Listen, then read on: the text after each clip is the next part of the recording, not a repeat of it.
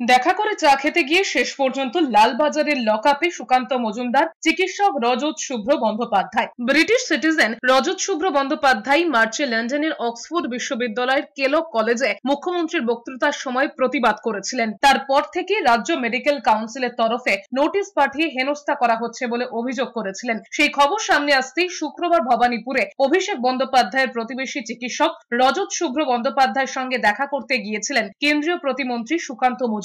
কিন্তু হরিশ মুখার্জি রোডেই তার গাড়ি আটকে দেয় পুলিশ।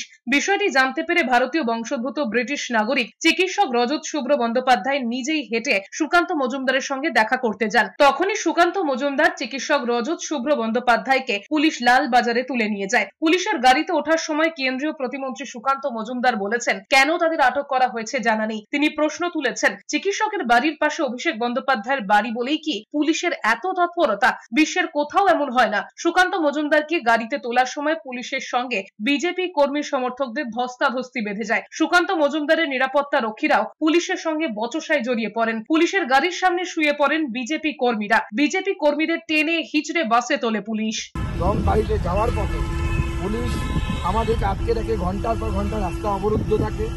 তারপর রজতবাবু সিদ্ধান্ত নেন, ঠিক আছে আমাকে যেতে দেওয়া হবে না, উনি নিজেই আমার কাছে আসেন। যখন উনি আমাকে বলেন চলুন আমরা হাঁটতে হাঁটতে আমার বাড়িতে যাই, তখন আমাকে অ্যারেস্ট করা হয়।